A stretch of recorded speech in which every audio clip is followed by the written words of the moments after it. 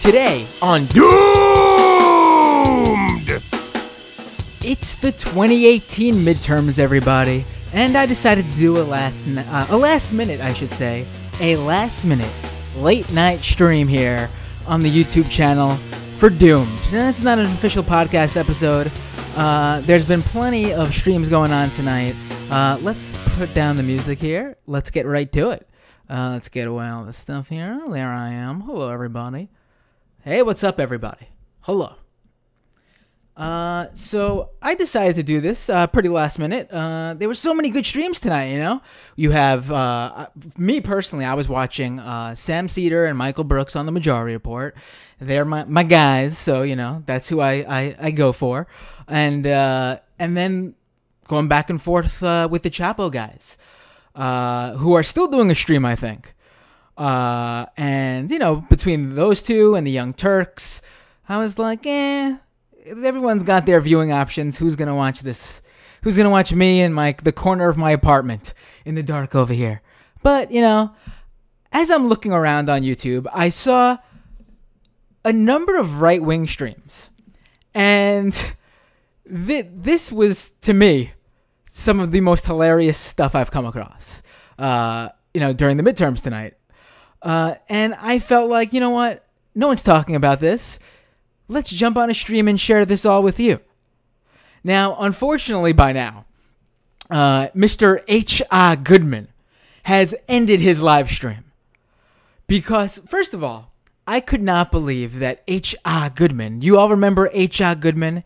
He was the guy during 2016 who swore up and down that Bernie Sanders was going to win.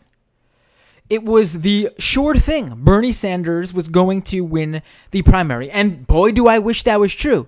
But this guy was giving people false hope, at the very least, for way too long. You know what? I think even like November 2016, like he was going, Bernie Sanders still has a shot. All right, that's me being a bit over the top there. But he was carrying it on and really, I think, doing a real disservice for people. Because he's a bullshit artist. He's a fake news connoisseur. He shares that type of stuff. He's certainly just in it for the clicks and the attention. And he had a live stream tonight. And, it's not up anymore. But you know what? Let's pull it up. And let's just get to some random point in it and see what he was saying. Because he was still holding out hope. You know what? Let's pull this up here. He was saying, what is this? Let's see. Right. Okay. So his thing was that the literal name of his stream tonight, Republicans will have votes to keep House, gain in Senate. All right. So he called the gain in Senate. So far, that seems to be the case. But Mr. H.R. Goodman was still, when he ended his stream about 10 minutes ago, it's midnight, November 7th, so it's now the day after the primaries, even though on the West Coast and, on the East Coast, we're in the next day now. But on the West Coast, it's still what am I saying, primaries? The election, the midterm elections. On the West Coast, it's still the midterm election day. Okay, it's late, guys. It's midnight here on the East Coast. But he's still pushing up to 10 minutes ago that Republicans will hold the House. And his thing is that we're still waiting for California. Let's just jump in here. Let's just jump in, see what he was saying at the end of his stream here. Let's take it to the last 5 minutes. Let's do this. Justices. You need the Senate for any impeachment. You need the Senate for anything. So it's going to be a Bandini show like you've never seen if Democrats take the House. And I say if, because there's still the West Coast. The polls haven't even ended. Oh, I'm definitely not. Believe me. Look at how smug happy. This guy is. Very happy. Believe me. I should mention, by the way, grow. My voice will grow. Our advocacy movement, our side will grow. Himself. But let me tell you that for those who don't know, H.R. Goodman is now, by the way, a hardcore Trump supporter. Big surprise there. This guy clearly just latches on to whatever he sees as a winning movement with fans, with supporters of that candidate or politician whom he can siphon as fans for himself. No, really. I mean, that's just the guy's whole shtick. There was a market for Bernie Sanders supporters during the primary. There were legitimate people who supported Bernie Sanders, like myself, like Sam Seder, like the Chapo guys, who clearly grew a fan base from the 2016 primaries. But then there was also weirdos like H.R. Goodman, who I don't know which Bernie Sanders fans became fans of H.R. Goodman. I'm assuming it's those same Bernie Sanders supporters who ended up voting for Trump, as you know, to the extent they exist. 100% of them also remained fans of H.R. Goodman. Apparently, let's go back. Let's jump back to the end of his live stream here. This will only bolster all of us. So the moronic imbeciles are happy after they've been wrong for 4 straight years since 2015. If anything, they're the ones who have always been wrong. We've been right. I basically said in 2015 Clinton would lose to Trump. I was right. I was right about the Senate. If I'm not right about the House, well, so be it. This guy's been wrong about everything. Michigan 1-7. I will. Ladies and gentlemen, be here later this evening. We're going to party regardless. He's coming back. The Senate. So we will definitely party for the Senate. Well, then I'll have to stay up until H.R. Goodman's back, won't I? Flipped seats they're talking about. I don't know how many flipped seats. So, and I find it very interesting also that we won in early voting. Democrats don't come back on the day of. So far, it looks like Republicans have flipped Minnesota 8 and Pennsylvania 14, but no one seems to be counting those. No one seems to be counting. So that's 3. That's what, 2, 3 less.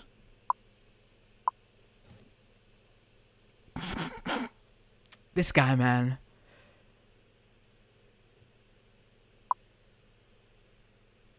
Are you going to say something, buddy? You're looking at the West Coast with Republicans possibly flipping things, so I have no idea why Politico the West Coast is not flipping things for Republicans. Yes, there are Republican districts on the West Coast. GOP I'm is pretty crushing sure, it in the Senate. not off the top of my head, but I'm pretty sure looking at it, from what I understand of what's going on in the midterms over here, the Republican districts on the West Coast are already held by Republican incumbents. The pickups are going to be Democrats, or the Republicans will just hold their seats. How long does this guy just sit in front of his microphone during these live streams, just completely quiet? So I'm looking at...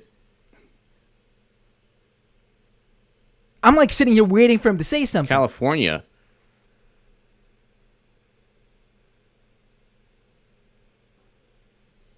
The Republicans are doing well in California, so I don't see... yeah. I don't see how their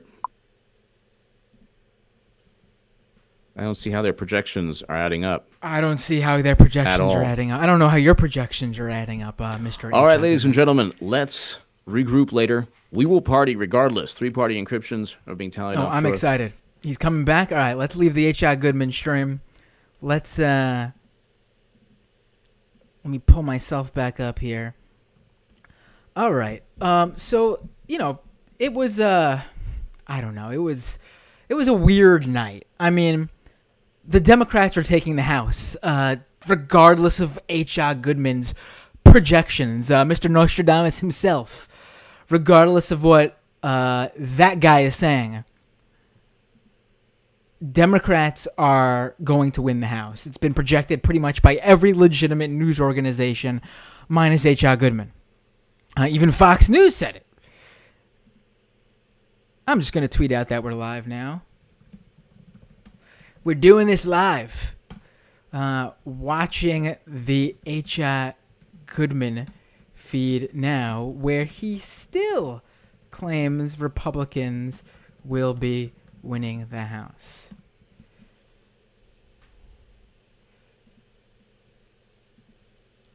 All right. For me,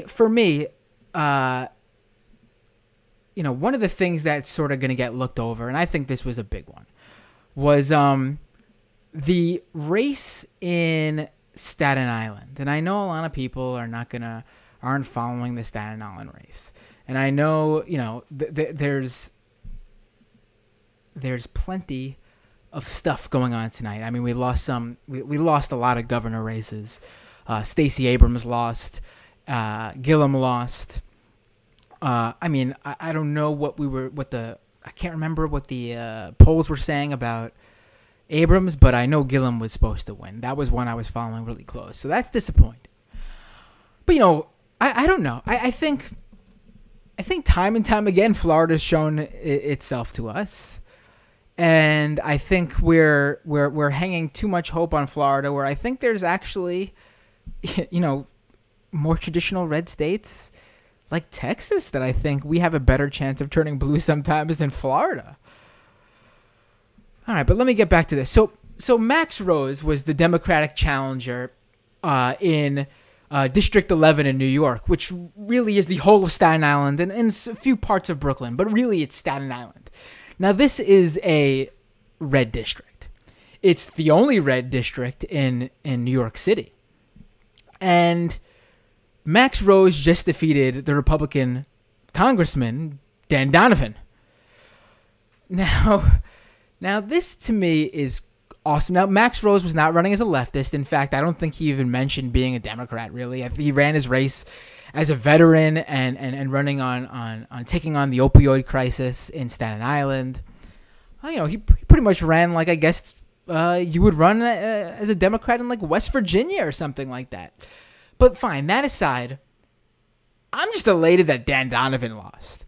Now, if you're not familiar with Dan Donovan, let me tell you about Dan Donovan.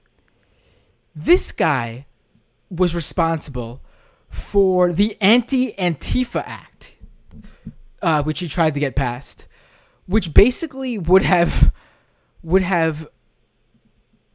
put anyone wearing a mask at a protest pretty much taking on Antifa. Really,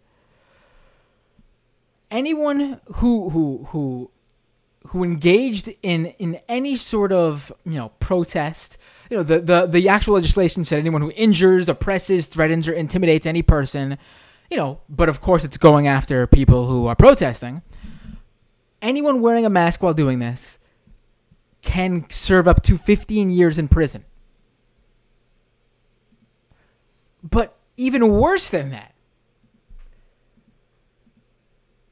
this guy was the former Staten Island district attorney who basically, launched his congressional campaign to begin with when he ran and won.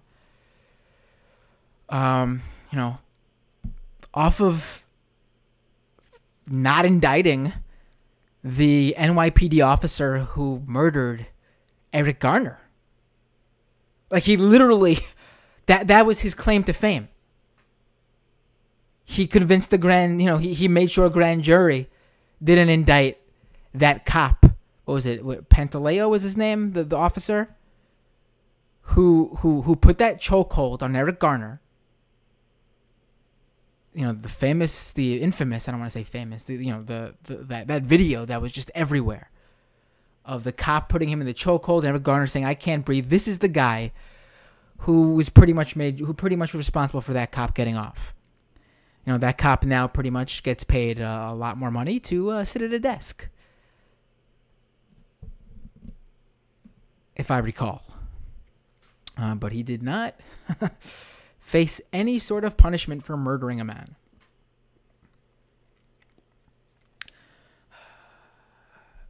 Unbelievable. But I promised you guys right-wing streams, so let's jump into some right-wing streams here. What do we got? All right. I see Ben Shapiro over here. Are you kidding me? We're jumping into Ben Shapiro. Let's get to it. Don't find him inauthentic. We find him inauthentic because we have brains. But Democrats find him That's the other thing. He's a dope. Yeah, it's We got 2020 Clavin, dogfight whatever his now. name It's is gonna over be- here. I mean, It's gonna be really and the interesting, presidential election starts literally tomorrow. Yep. That's right. Because tomorrow, so get your rest That's tonight. true. I'll hand it to Ben Shapiro. It is true that the presidential election, if the Democrats were smart, I don't think anybody primaries Trump. whoever is going to run should jump in tomorrow. That's how I feel about him and the Kasich. Hamburglar. I mean, like, whatever. Will Kasich get one single vote? I mean, does anybody? Is there a draft Kasich campaign? Kasich is living in his imagination. Well, so here's these guys. But here's where he could do damage, right? Kasich runs third party. Yeah. He's in Who- Ohio. and I see Ben He takes Shapiro. just enough votes I to see focus his what's his Ohio face? election. Kasich, Clavin or Crave, whatever his name is. Literally spent the last election. Basically, the whole making Daily Trump the nominee, Caller crew is on refusing to this get out of the feed race here. and splitting the vote, Ted Cruz. Yeah. So he has no problem doing that. Yeah. Like, Little Ben Shapiro. Well, I am. It's hard for me to knock very Ben happy Shapiro about for his the height, wins though, in even places though like everyone loves Florida doing and it. Georgia and Texas. I'm pretty and much the Ohio same tonight. height as I'm Ben very Shapiro. happy about all of those. The warning signals are out there. I mean, the writing is on the wall a little bit here. Something has to change between now and 2020 for Trump to. We can't keep going and playing the same playbook. Something actually does have to change between now and 2020, unless the Democrats make a huge boo-boo and just nominate somebody completely unpalatable. But again, the question isn't will they nominate somebody completely unpalatable? The question is there a human being as unpalatable as Hillary Clinton in a world where no one thought that Donald Trump was going to win? Right? There were two factors that played in 2016. Right. Hillary Clinton was a garbage candidate, and also literally no one, including Donald Trump, except for Scott Adams, thought that Donald Trump was going to win that election. And that meant that Democrats That's didn't not show true. up to vote. There were a number of Democrats people will who show up to called vote it, next or at time least because he's put on the out that ballot there and was he won worry to last be time. had. Yeah. And so they are Yeah, not he's going talking to about the stay home. Dilbert guy, Daniel. There's 2 years to go. Scott 2 Adams. years for Democrats to do the kinds of things that they've been doing. If they learn do their we have lesson a and they Benjamin, moderate, what is it's going to this? be a different world. But if they learn their lesson to moderate, it's literally going to be a different That's world. right. Because it's not We going got to be the world we some, live They in. may legitimately Looking at who we have in the house here in the suppress their own comment voter section. turnout by not impeaching the president. Because this is what happens when That's your party's right. enslaved to It's its not base. all right. Is people get they get Benjamin P. disenchanted. Well, we Dankson over gave you here guys got the me. house. I You thought for a didn't do second anything maybe with it. Benjamin Dixon was jumping in this feed. Yeah, that's right. It's again, I think that we on the right have gotten used to being a little bit sanguine because the last couple of years have been pretty good. Yeah. been But great, yeah. I'm old enough to remember in 2004 when I thought Republicans were never going to lose again because I was so ecstatic about. I mean, we'd won 3 straight elections. I figured the Democrats were on the ropes. It was the middle of a war, and Democrats were saying borderline unpatriotic things about the war. And Now would in be a good 2006, time they for swept back in, me and to in tell you 2008, all they that you wiped should us out. subscribe to So this YouTube channel. I'm not sanguine. No, at no, all. no. I mean, if you're watching it, subscribe right now. Who said there's 2 kinds of races? You run scared or you run unopposed.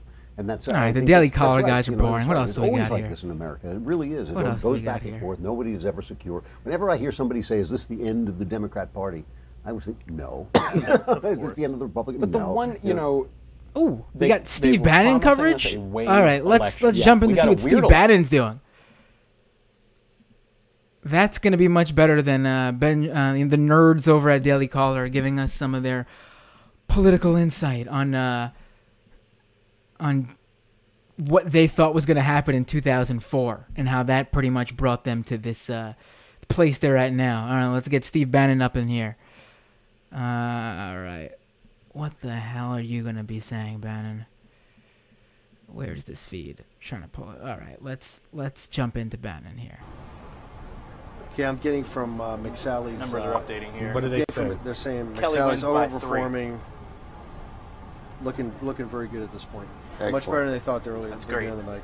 Kelly wins by 3, 51-48 over DeNicola. 51. They called Perry, Fitzpatrick, and Kelly. So Fine, we won those. Perfect, done. So that means So we Pennsylvania who's gets on with solid. Bannon Lost over the here? 5 Come in on. redistrict. So we Put lost this, 4. Yeah. Citizens Flip of the other way. American Republic. Just That's keep what we're things watching, separate. folks. Don't do me That's four the name of nets. this One channel. victory, and that's the lost column.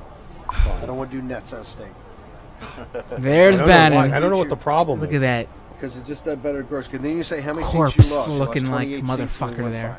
5, right? we You want start, to you know start how doing, many targets you start are doing the left. nets out of the state, it gets too confusing. How many hulls are still floating? Yeah. Okay, so hold on a second. Who's this 1, 2, ugly Owen Wilson lookalike? That's right. We're 28 10, down and 2. We're 26. 12, 13, 14. We'd have to hold everything else and 15, then win 16, 17, Nevada 3-4, 20. Arizona 1. 21, That still wouldn't get you on 27. Do we have anything on Blum and Oh 20? my God, these Republican streams here are boring now. Before they were a little bit more lively. Steve King is He's up gonna win. 49.5. Vespa says Bannon looks like Mel Gibson's cool drunk uncle. I don't know about He's cool. down 24 seats, so right now. 24 seats. 24 seats. That can't be. You got 28. You got 28 defeats. Benjamin I Dankson have says, sorry about that, Matt. Nah, don't worry about You got it. 28. Yeah, that stream was very low energy. Yeah, this one's low energy, too. Okay, it's not hard. Don't take your shoes off. Oxy says, are they broadcasting from a boat in international waters? I don't know. Where are these guys? What are these guys It's a tough doing? crowd. It's a very tough crowd. It wasn't in Richmond. God, I've been trying to teach. No, I've been trying to teach. I've been trying to teach. I've been trying to. I've been Oh my trying to teach God. Nunberg this all week. 24. They're just counting on air here. As I'm watching them count on air, We're down on air 24. here. We're still waiting on Minnesota 1, Arizona 1, Nevada 3, Nevada 4. And Minnesota 7. You know, I have to say, times like Yeah, this, that's you out. really I do think that's appreciate, out, no and matter we're what you still think waiting on of Maine 2, which we their could their lose. politics Well, and their Maine 2's not ridiculous that- oh, you say bias We and could their lose that. We're their waiting on inability to call California. things as it is. Rossi and, You know, the folks over on CNN, Rossi and all the MSNBC, and California Fox News even, With that So how are we said, doing You know, in California? they're broadcast It's not that bad. professionals. We're in the bubble. They I at least get provide lots of word on the entertaining phone. television coverage. What is Where's this? Wendy Rogers when I need her? Yeah. What is this? I'm a Danny Tarkanian. Straight vodka in that bottle that What are the bookmakers? that in Steve London? Bannon What's is the over and drinking, what's says the over Ryan and under on Tennant. this? They'll throw in. by the way, Vespa they says love he would that. do drugs with They Bannon. love Yeah, that you know, right he now, seems just like. so you know that. Listen, he Oh, seems Bishop. like he would have a Everyone hookup. has to I mean, follow clearly the money. guy The great thing is, the American people are going to follow looks the money like he's after on this drugs. thing. We got one that. Doug on the roof, Matt. Thank you. No, How you no, doing, buddy? No, I'm saying go to Bishop right now. Seeing Hi, Kennedy. How are you? by 0.5. All right. 0.5. Bannon How much Bannon's is- just how killing much me is here. that? What is this shit? 96% of precincts reporting. 96%? Looks like there's about 11 precincts. Where's out. How many votes is it? Over 1,000? The Delta looks. to Where's be oh my about, God, what is this stream I'm looking at right now? That's a surprise. I had every guy in Michigan tell me Bishop was going to win this. Folks, which means there will be new. All right, there is a stream I just found where Richard Spencer and What if they have like a 2-seat majority? oh boy, What if the Democrats have a 2-seat where Richard majority? Spencer and David Duke were guests I on. know, They're not yeah, on right it's- now. I mean, It has no, Oh man, I don't. doing that. So let's- I want to explain. maybe I we'll wanna go to explain that something. one. no whining, no tears. Look- They take the gavel. They got subpoena power. They got it. They're gonna ram a bunch of stuff through. Ooh. Probably get Mitch to pass it too. Fuck this. I got it, man. Let's. Here's the problem with it: they never Is handle Bishop- is power Bishop- well, so they'll mess Bishop it looks up. like it's You know, almost over. I hear you on that. Let's but tune into that's Alex speculation. Jones. Says there'll be a running guess. So let's see how they do it. He's not even on YouTube anymore. Let's see what he's doing over here on his own stream here. I hope I don't get shut down for showing Alex Jones on YouTube. He's doing the banned 34-hour the banned 34-hour special live election coverage. Jeez. I mean, when you're banned, you got to go in, right? Weaver and everyone who reports here at InfoWars. All right, this is going to be worth it. So, this is the one to watch. Do not be lulled This is the at one to all. jump in. Those conservatives who didn't stand up for Alex Jones, like Ben Shapiro, now Oh, he's- suddenly find themselves being censored. Well, little Ben, how does it feel? You said nothing when we were being raped. Now you're being raped. How do you like it? Not too good, is it? But that's the thing is, I don't want to be number one. I mean, I just want to be free. Oh my God, Roger! Fox like, News. I'm sorry for people who are just tuning decade in. ago, So we got offered Roger me a Stone contract on in the the Alex weekend Jones show. stream where it is They banned. wanted He's me not to supposed to move be. New He's. York, I'm and your then hookup obviously for go Alex Jones on radio, YouTube, folks. And then all this other crap. And then, But Mancow 6-7 years ago wanted me to but come so do it. And all this. And they Roger couldn't Stone believe it. is Like, talking shit about you Ben won't Shapiro come tonight. host a Fox show. And I'm like, no, it's not like it's this misty mountain, Cloud City, and sometime I go there. I mean, if Fox News was in Austin and they said come do a Saturday show, I'd drive over my pickup truck and get out and do it. But it's this thing of like falling down and worshiping. And then Fox was involved, getting me taken off the air, getting me blocked. And then they want, while they say we're the worst thing on earth, to become us. It's very sick. They're afraid of healthy competition. They can't stand healthy competition. Look, Alex Jones is not a quitter. I'm certainly not a quitter. Jones is not a quitter. Don't you be a quitter Listen, either. thank If you, you're Alex Jones, angry for running a stream tonight, if even though you're upset banned from pretty tonight, much every if you're social media motivated network, tonight, if you every wanna social fight media back platform, tonight, every sort of go video to channel there is. writetrump.com. Thank you for doing a stream That's tonight. 'Cause WRITE. regardless of what's going Trump.com. on, You can help us by You are sending a definitely letter better to than the Ben president. Shapiro Alex Jones and the has Daily agreed to Caller pay for the channel postage and whatever himself. weird channel All you've got to do is go Steve online, Bannon's running tonight. Sign the letter, download it to us. We will print it out and put it. And you can print another copy you mail, and he's going to pay attention because my fight is saving the First Amendment, the Magna Carta, 1776, everything for our families. We're going to do it, and I have it plugged in like over an hour and a half. Infowarsstore.com. Get a T-shirt. He hasn't plugged in over an hour and a half, so I'm going to use this opportunity. Folks, instead of buying your Super Male Vitality and buying whatever Alex Jones is selling you right now, please support the show by going to patreon.com/MattBinder. For you, those are you, and we have a few more people than usual on the feed tonight. For you first-timers on the feed here, I just started doing this live stream show not too long ago. It is the live video version of the Doomed podcast. And basically, I usually have on a guest, and we talk about the right wing. We talk about conspiracy on the internet. We talk about, leftist politics and policy. We talk about what's going on the in the tech world as it relates to politics and how Facebook and Google and Twitter and Reddit are fucking with our political world. So you can support this show, patreon.com/MattBinder. Looking for just a few more subscribers to that Patreon before I commit to doing a Patreon members only feed. I'd also like to do more YouTube stuff, like filmed YouTube stuff. I don't know if you guys remember my Real Fake News show when I worked for Cafe. I'd like to reboot that under a different name, obviously, on this channel and do more stuff like that. So patreon.com/MattBinder. Also doomedpod.com to subscribe to the iTunes feed of the Doomed podcast. It's also on the Google Play Store. I will get it on other places like Stitcher very shortly. I said I've been doing that for a long time, and I will finally get to it, I promise you. Also, doomed.tv. Subscribe to this YouTube channel. Get me to at least get me to 1,000 subscribers. I haven't really been trying, but let's try now. Let's try now. I'm close, but not there yet. And let's check back in with Alex Jones. Be motivated. Channel your anger tonight. Channel your That's right, because we're in the fight.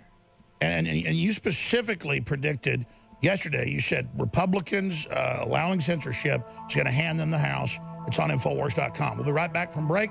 Out of the studio. The phone numbers will be all right, but they're coming back. They're coming back. Central Time. Whatever you do, share those live links to get the truth out. He mentioned the phones.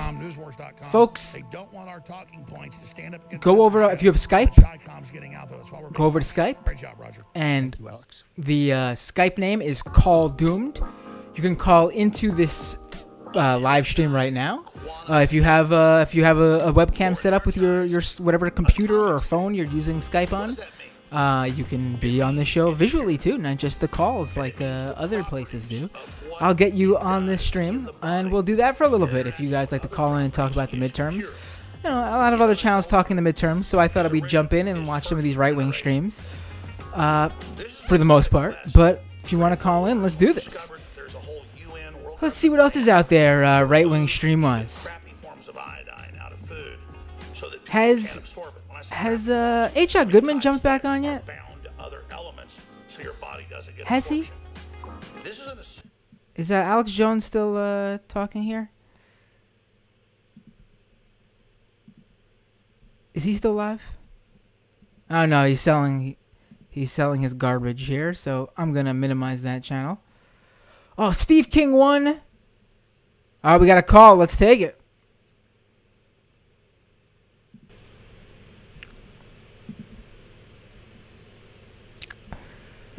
Hello, who's calling?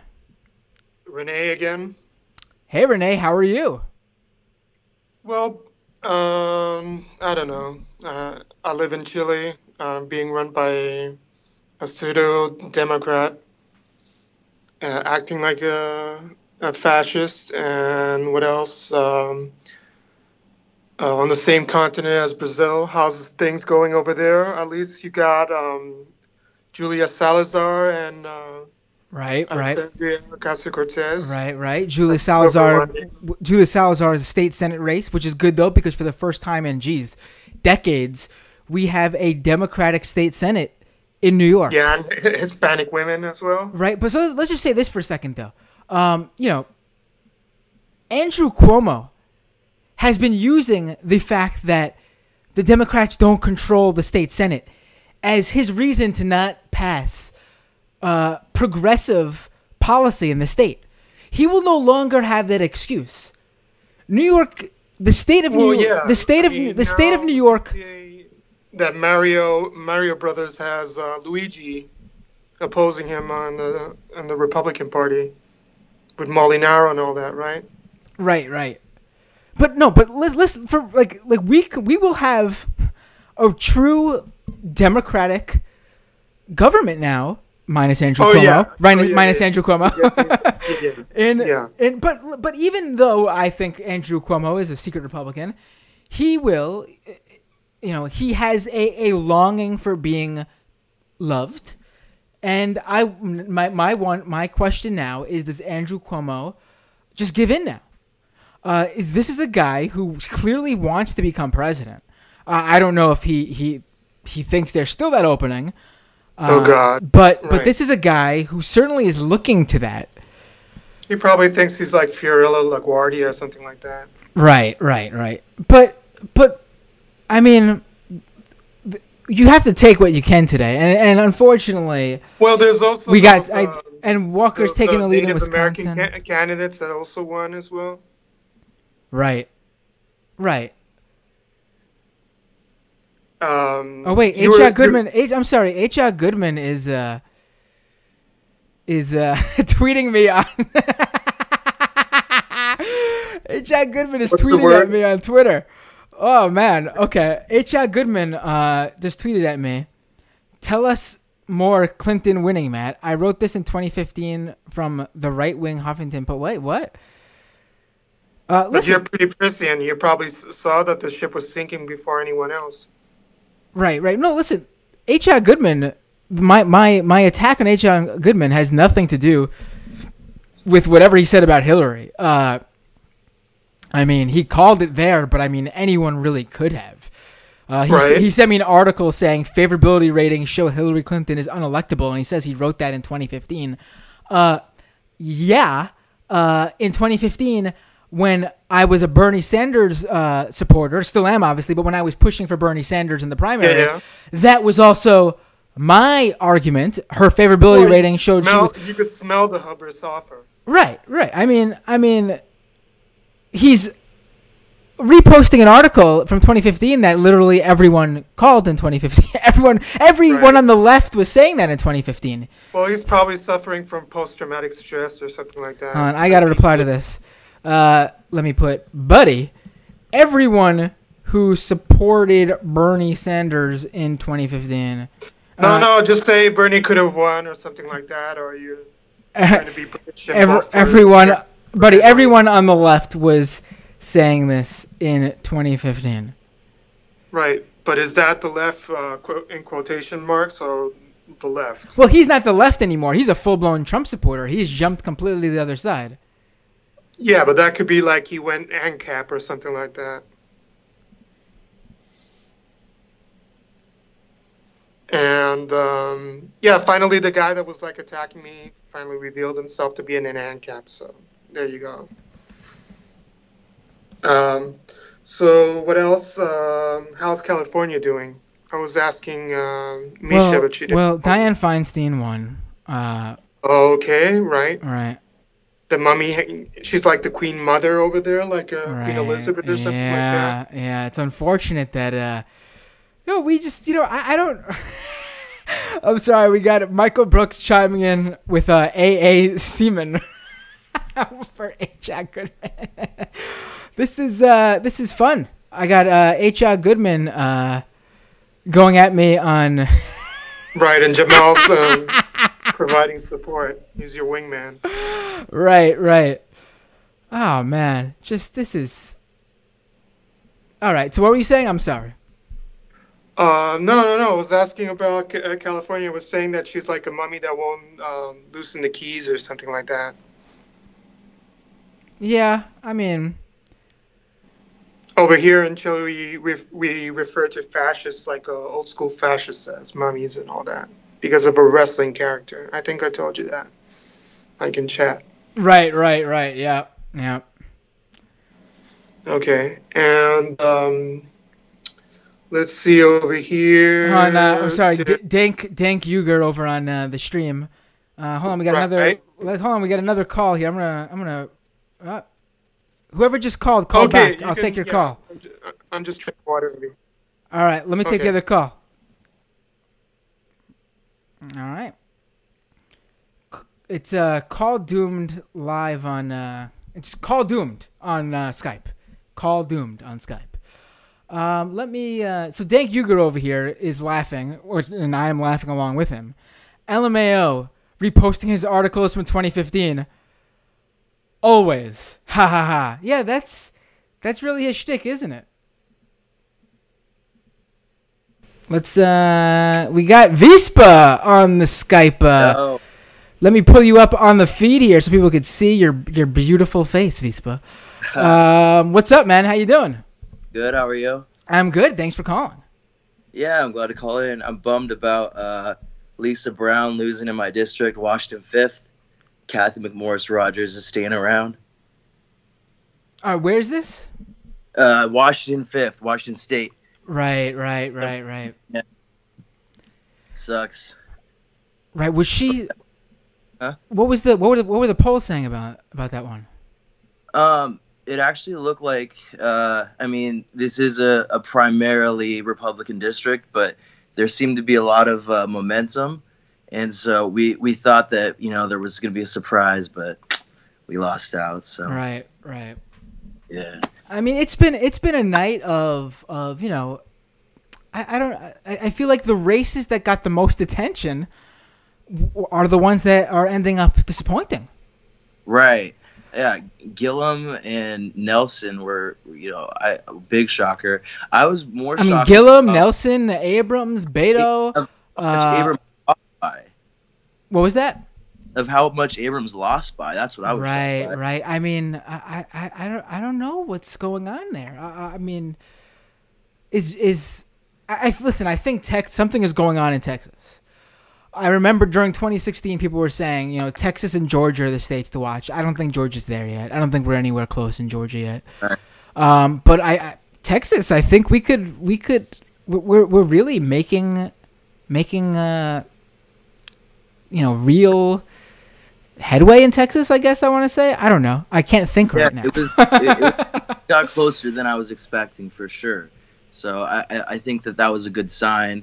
And I was looking because, I mean, what we really need to be doing at this point is tomorrow, starting on 2020. I mean, we need to make more headway. I thought we did well this time, but I think we need to be pushing even farther and harder next time. And so there's 5 or 6 that are entirely flippable to Democrat in the Senate next time. So, I mean, we really could do this in 2020 if we really put the work in. Right. No, listen, usually people go about saying, like, 2020, we shouldn't be looking towards it so far away, whatever. I mean, I guess that makes sense when we had the midterms.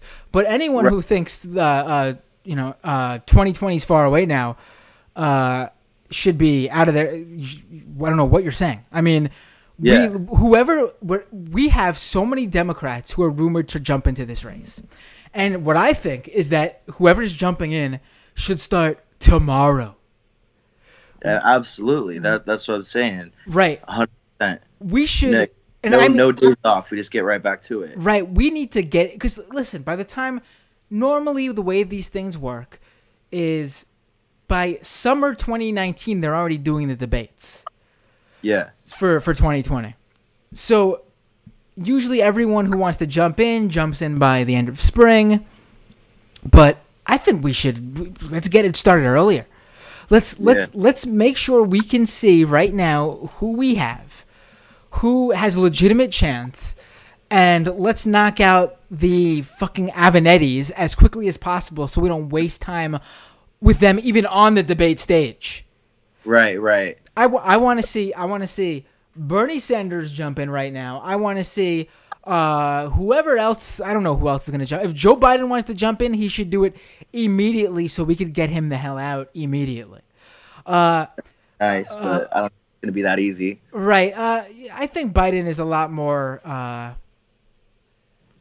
Listen, this is how I'm looking at it. If Bernie Sanders jumps in, if Cory Booker jumps in, if Kamala Harris jumps in, if Joe Biden jumps in, if Elizabeth Warren jumps in, I don't know. Who else are people saying? If Avenatti jumps in, I don't know. If a I don't think Gillibrand's going to do it. I think I think she actually sort of ruined her chances with who her base would be with her position on Al Franken, as ridiculous as that sounds. That is, yeah, but I do agree with you. She lost the resistance Democrats by saying Al Franken should resign, and she gained the respect of leftists when she said that, but her policy isn't quite there yet if she is going to make that full move to the left, which I don't know, maybe she will, who knows, but I don't think it's going to happen for her in 2020. But let's just say we get a bunch of these centrists, a bunch of these establishment Democrats jumping in, and Bernie Sanders. And listen, I want to put this out right now. If you're a progressive who is anywhere on the I don't know, on the I can't think of what's the saying. If you're not sure who you're going to vote for, and you're a progressive who in 2016 supported Bernie Sanders, who are you waiting for? Who do you think's going to jump in? Right. There are plenty. Listen, there are so many. There are so many young, especially women of color right now who have won congressional races, especially in the House, and I think it's great, and I want more of them to win, and I can't wait for them to be on the national stage in what 8, 10, 12 years. Mm-hmm. It's not going to happen next year. Right. There's nothing I would love more for Alexandria Ocasio-Cortez to eventually run for president. There's nothing I would love more than for let me pull up her name, the first ever Somali woman to be elected. She just won Michigan. Minnesota. Minnesota, that's it. Right. I get the Midwest stuff, right. On the West. Right. I would love for that to be our future, and I think it will be. But if you're looking at the most progressive candidate to run for 2020, it's Bernie Sanders. There's nobody else on the national stage. There's no one else on the national level. If you're waiting for Elizabeth Warren to jump in, Elizabeth Warren showed what a formidable candidate she'd be with her little DNA test stunt. Right. And I like Elizabeth Warren. I think she's great on her one issue, which is owning bankers and Wall Street executives. Right. She is great on taking on the financial sector. Sanders has absolutely no. I was brainstorming the other day, and because I think that as much as the youth vote was energized, we could still captivate and push that forward in the next election. One thought I had was like some sort of, I don't know, grassroots like voter accountability type thing where one person is, tries to get a certain amount of people to vote and then like chain it. I know that sounds like pyramid schemey, but like it would get more people energized and accounted, holding people, pushing people to vote. What do you think about something like that? I mean, you broke up a little bit. I'm sorry. Repeat that. So like some sort of like grassroots voter accountability program. So like I get 5-6 people to vote, and then you get 5 or 6 people to vote, and you just chain off of people to try to energize the base and get more people to vote. Oh, absolutely, absolutely. I'm all for that. We need to really. I think we need a program like that. We need to start looking to how we can make sure the progressive wins in 2020 right now. Yeah. Whether it's reaching out to communities that we think just don't get out to vote and would vote for our candidate. We need to work on that right now. We need to work on really creating this network of progressives who will work together to make sure this candidate wins. We need to work on this now. Right, absolutely. We need to take this energy that we have and push it forward. I agree completely. And I definitely want to see that. So. Oh, I agree. Hold on 1 second. We have Kyle Kulinski jumping in on Twitter. H.R. Goodman is the dipshit who said Hillary would definitely be indicted during the 2016 race. He has since gone all out pro-Trump. He's continuing his streak of hilariously wrong Bill Kristol-like predictions. That he is. Please tell me you saw the Halloween AA Seaman stream. Wait, was that the Majority Report stream? Yes, yeah. I jumped in for a split second. Was that the combination? Michael Brooks, Jimmy Dore. Right. I didn't actually. I just saw the Michael Brooks. I must have I had it on mute for a little bit, and when I tuned in, it was just Michael was talking. So I was like, oh, they're doing a Jimmy Dore parody. Sam was playing H.R. Goodman. I didn't even know. Yeah, as AA Seaman, you got to go back and watch it. It's great. It's fantastic. I'll have to jump in for that. Right. Yeah. That. All right. Let's. I don't know if you can stay on. If you want, you can. I think I can keep the split screen going. I'm gonna hop off and I'll join the chat. All right. All right. Cool, man. All right. Thanks for calling in. Anyone else wants to call in? Call Doomed Skype. That's all you got to do. Go to Skype. Type in Call Doomed. Thanks for calling in, man. Feel free to call in next time for sure. Let's. What is Dog on the Roof says Matt's too good for that. What am I too good for? Panic at the Gulag says I drove a bus full of MS-13 members to vote. Right. Let's jump back in here to the where is Alex Jones? Where here we go. Is he back on? If Alex Jones is back on the stream, we're gonna tune back in, cause of course we're gonna tune back in. Okay. Let's do this.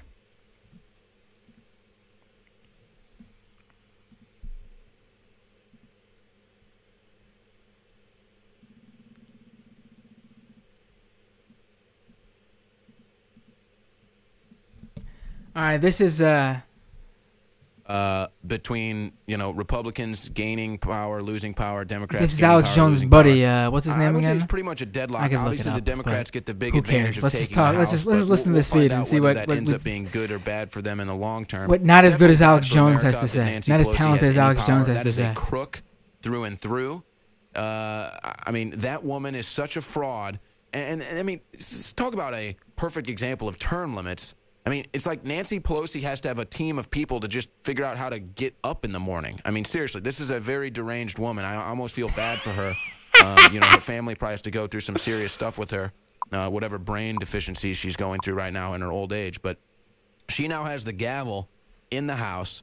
Maxine Waters is going to come totally unhinged. Adam Schiff, now in charge of the House Intel Committee, is going to subpoena anybody and everybody he can. Right. That's little Adam Schiff with a D. So, man, what's disheartening for me, though, even though the blue wave failed, all of the fake polls failed again, and it shows how fake the media is. All of the Hollywood candidates, Gillum, Abrams, Beto, they all failed. So, again, it's a big middle finger to the people in Hollywood that think they can run our lives.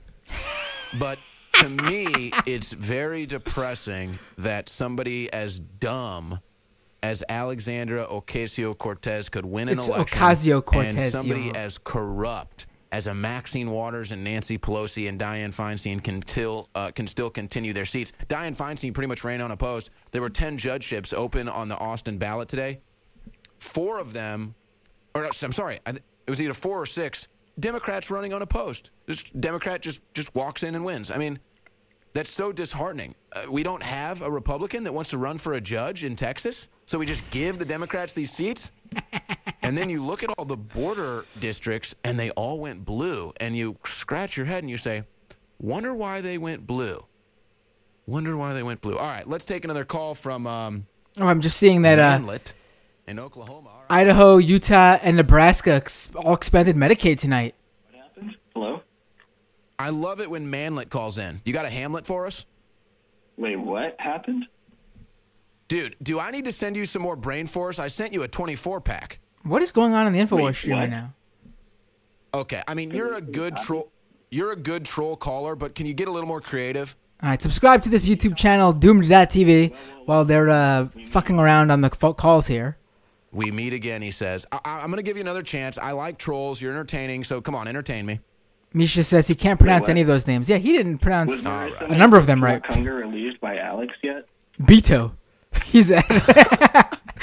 You know, you are a manlet. What are you, like 3'2"? No, I'm 5'3". All right, we got to dump you. Well, we gave him a shot. He ended up cursing. Hey, it's 11:51. Some meth heads somehow get through. All right, let's go to Richard in Austin, Texas. Go ahead. Yeah, Ellen.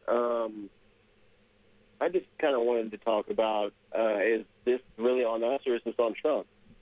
I mean, could some of these things been avoided? If well, I'm sorry. Be a little more specific. Well, let's say Trump was a little more preemptive with the tech censorship. Let's say he did a little bit more there.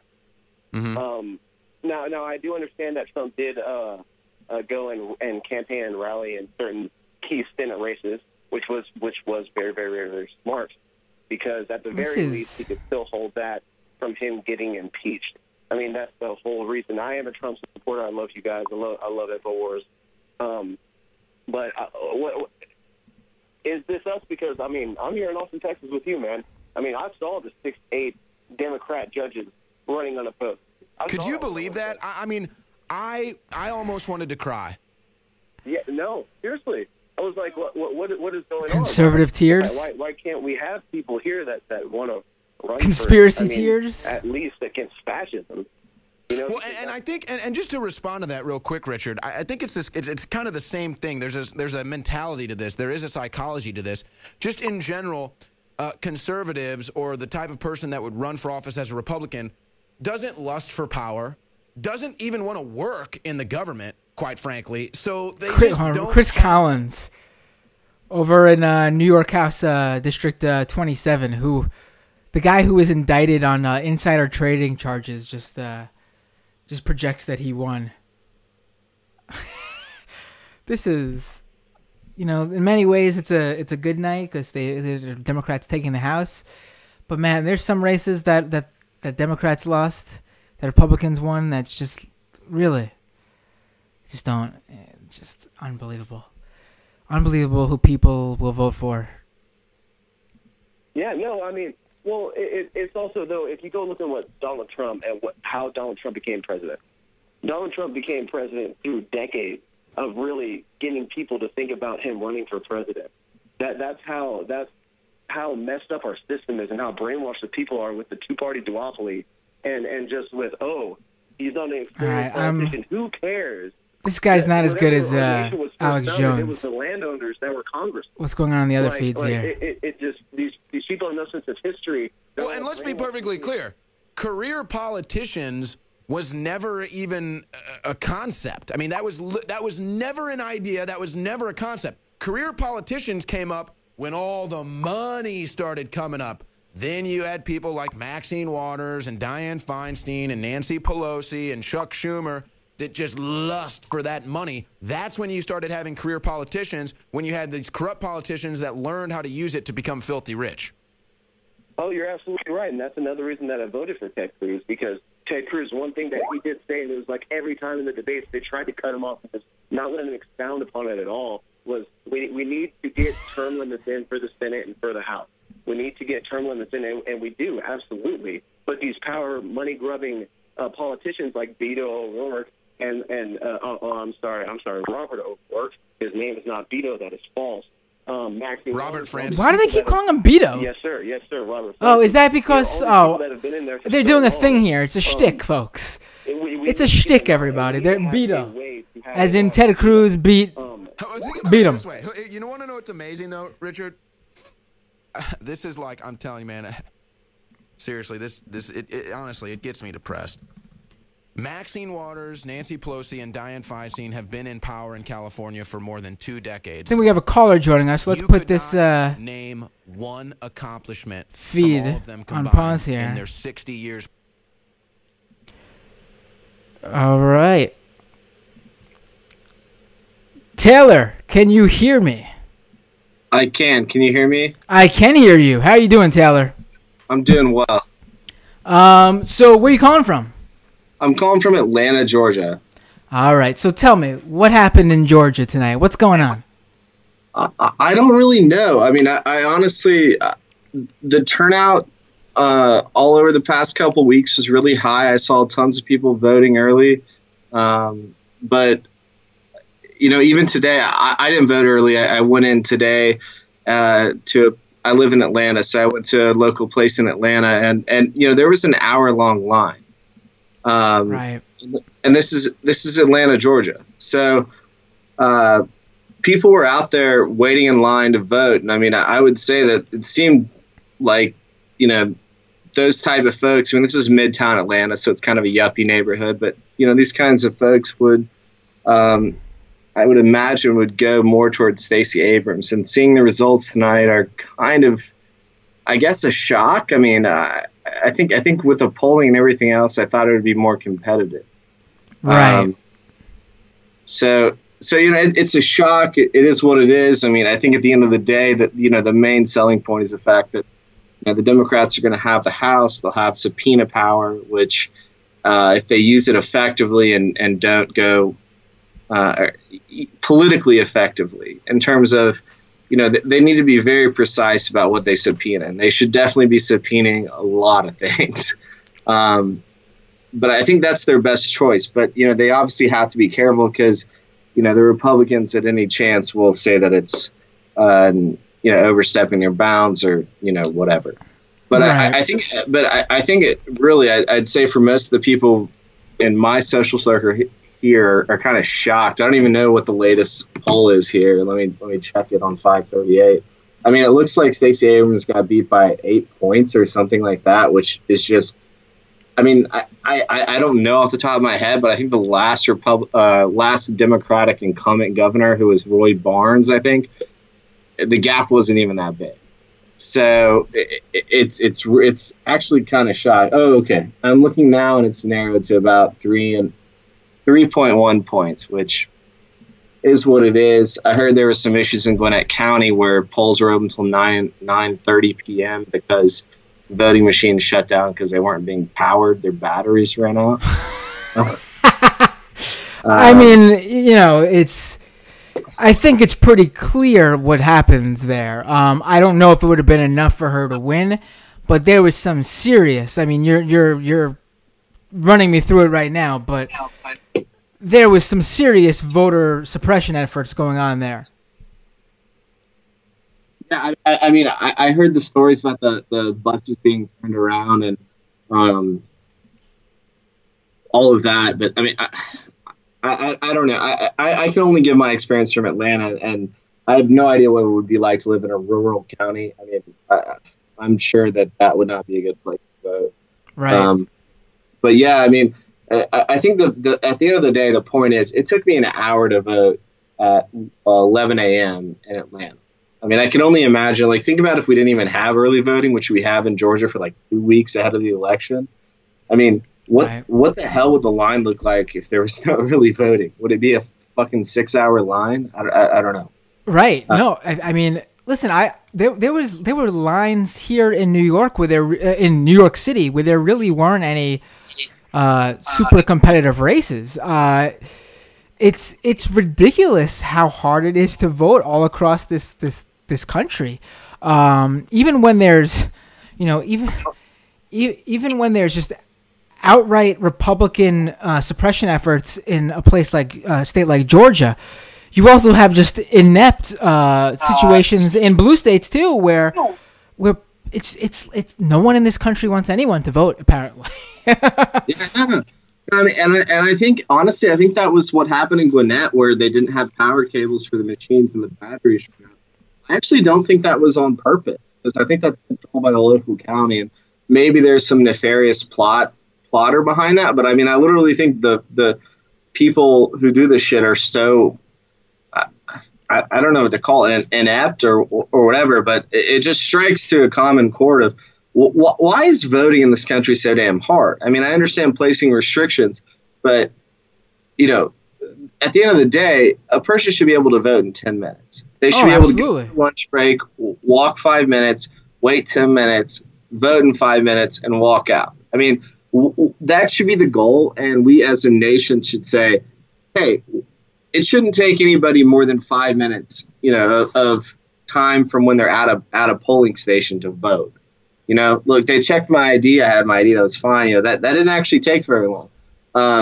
But it's just shocking to me that why voting so hard? And we all used electronic ballots. I double checked it to make sure nothing got flipped, nothing did. But yeah, I'm at the point now where I'm like, we got to make this easier, and I don't understand why we don't do Middle Eastern style where you have an inked finger or something and use a paper ballot to prove that you voted. Right. But it is what it is. It's disappointing about Stacey Abrams. I definitely thought she had a better shot. I think the most disappointing part is probably Florida. I really thought Florida would turn out. I thought Miami would carry Gillum and Nelson, and it didn't. And with the polls being what they were, I don't know if the House should look into it, but I would really like to see some professional political scientists look at the polls and everything else and the demographics and really see if there's anything that looks kind of funny there. Because I am actually surprised at it. I know a lot of people in Florida, and I just don't see it. I mean, the amount of discontent with Trump, and Trump didn't carry Florida by more than I think 2 points. Right. I mean, it's disheartening. I mean, really, I feel like I don't know what it is about Florida. Is it really? Maybe it's we keep talking about these states that are going to be turning blue in the coming years, and you could see it with a state like Texas. It's clear. Texas showed out. Right. Texas showed out. Right. But Ohio didn't win, but getting 48% as a Democrat in Texas, hell yeah. Right. So. No, it's absolutely. Listen, Beto lost. It sucks, but. I mean, but number of he really. I think if they end up looking at what the down ballot sort of domino effect was, you're gonna find that he helped some of those House races there. But back to Florida. I think maybe Florida is not gonna be what people think it is anymore. I mean, it's. I don't think it's going to be and I'm just saying this off the cuff, just from what I've been seeing over there. But maybe the data will prove me wrong, and if it does, then I will be happy to say I was wrong on this. But I don't think while states like Texas are turning blue, and maybe Georgia somewhere down the line will also be up for grabs. Florida, I feel like is getting redder. Well, I mean, they've got a bunch of old folks moving down there every year, right? I mean, I think they probably replace more deaths than they accumulate. Right, and everyone's talking about the Latino community there that's growing and everything. But unlike other states where that means they're gonna turn out for the Democrats, I don't know. I feel like a lot of the members of the Latino community in Florida, a good portion of them seem to sort of lean conservative. Well, the Cubans definitely do. Right. I don't know about the rest. I don't know. I mean, Florida really surprised me, and the major thing I think that, and I think we can. This has been a long call. I don't want to take up too much more. No, this is a great call. So by all means, continue.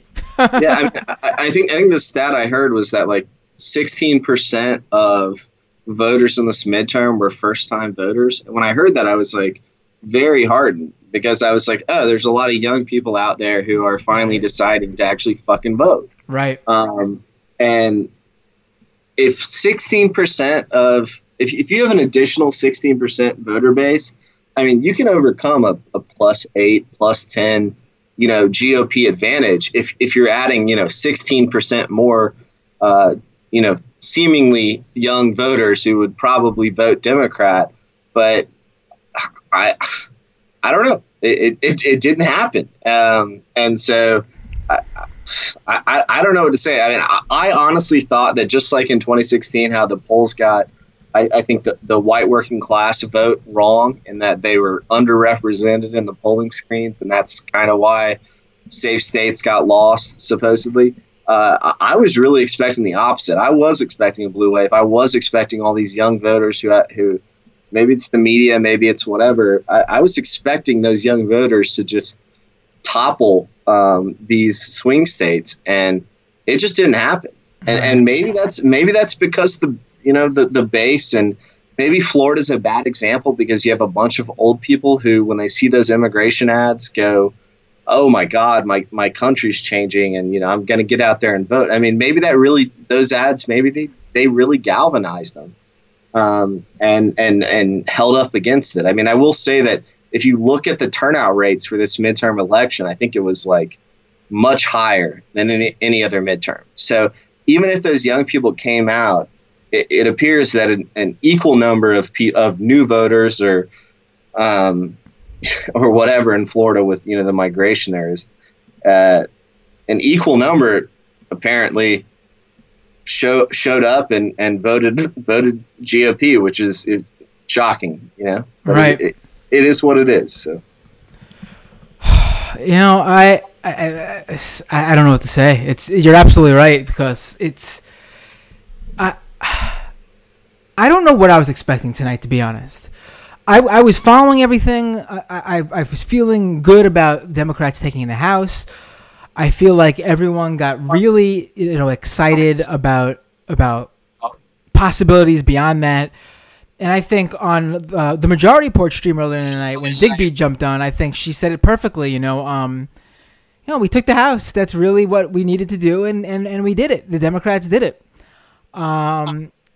So anything else after that would have just been extra. So, the goal was achieved.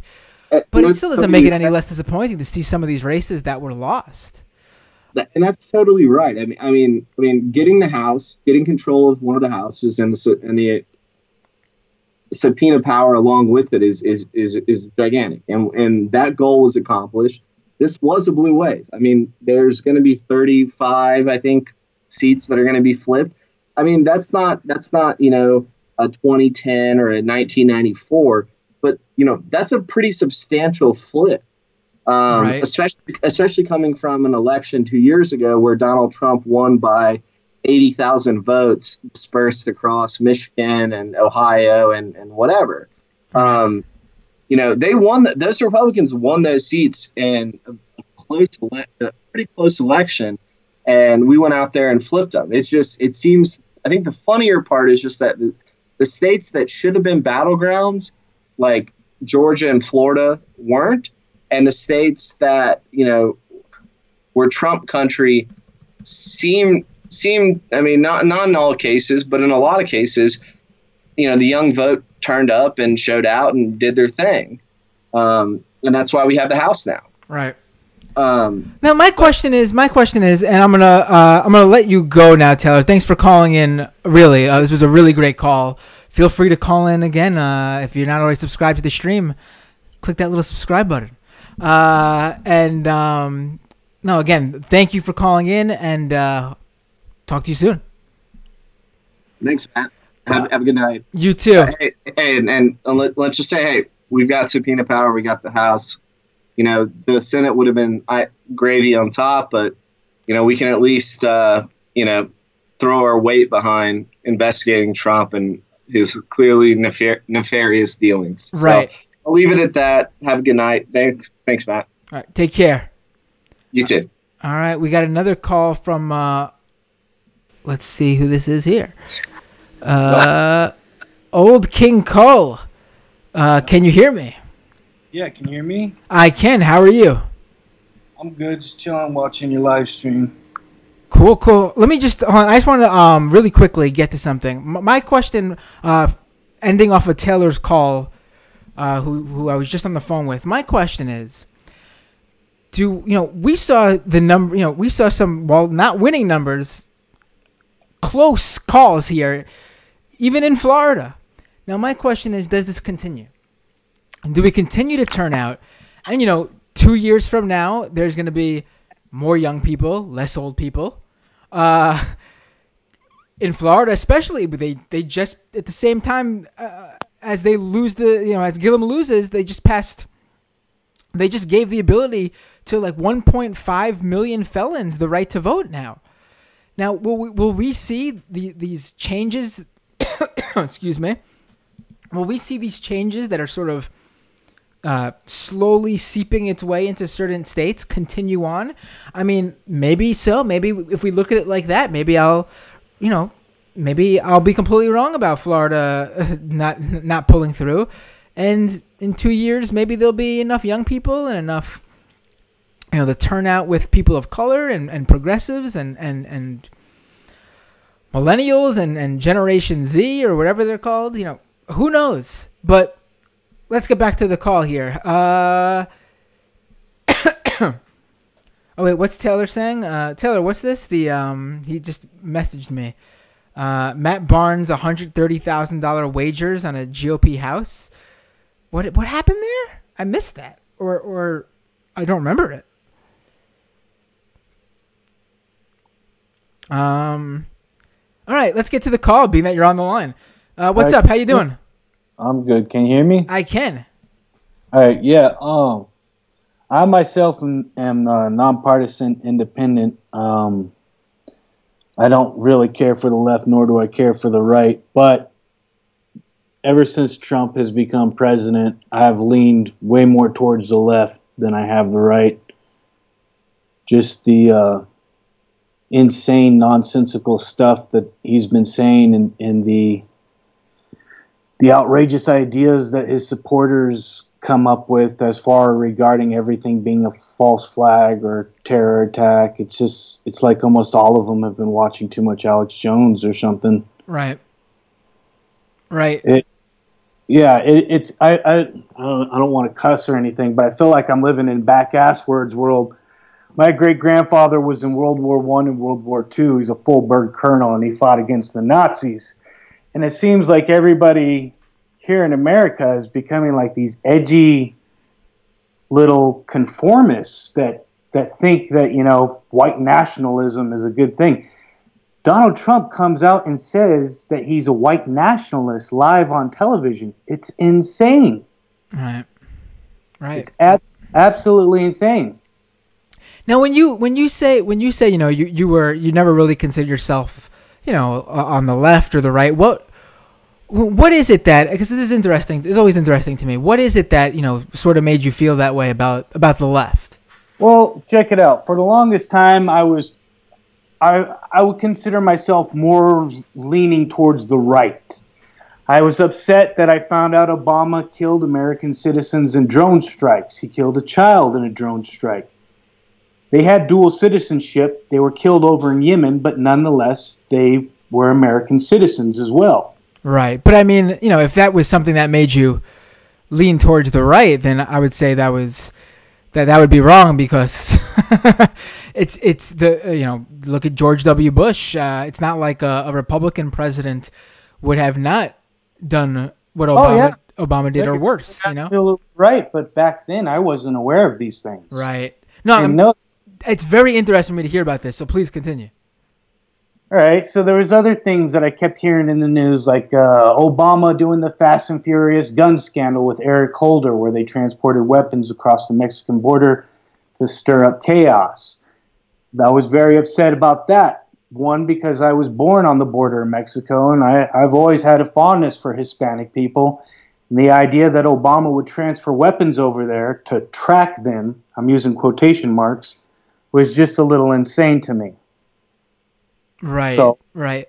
But I mean, that was mostly a right wing conspiracy with the Fast and Furious, sort of like Benghazi.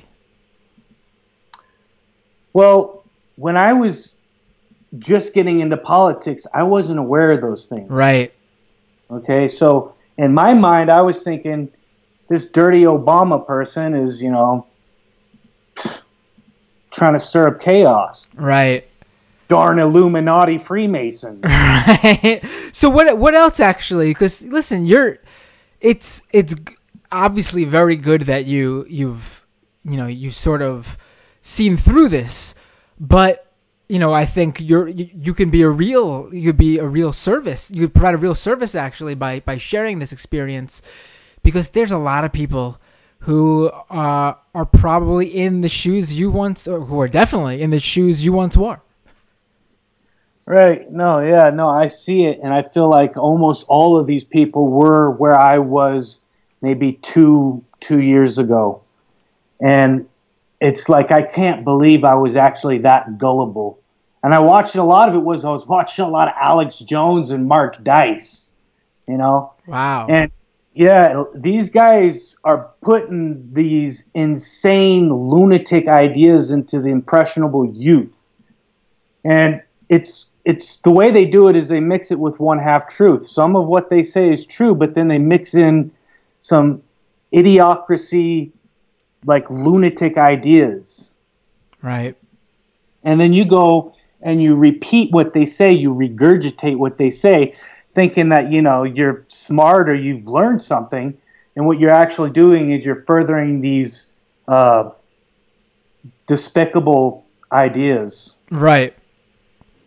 So, what else? Give me another example of something that, you know, you like you know, you look at the left and you were like, so you're telling me things you didn't like about Obama. What sort of, was there anything on the on the general left that sort of you in that moment did not like? Here's one of the things that really got me. Is everybody was saying, okay, Obama's passing this NDAA, this National Defense Act, which pretty much voids your constitutional rights in a time of emergency like martial law. Right. And being a conspiratard, as I once was, I fell for that. And then I noticed when Trump became president, he signed the NDAA too, and no Republican said a dang word. But when Obama signed it, they all freaked out. Right. Who did you vote for in 2016? I actually voted, I didn't vote this time around, but when Obama became president, I voted for Obama. Right. And I was let down by a lot of the things he did. And when I think back upon it, I probably should have been so let down. Now that I've seen what Trump's been doing, Obama was excellent. Right. Yeah.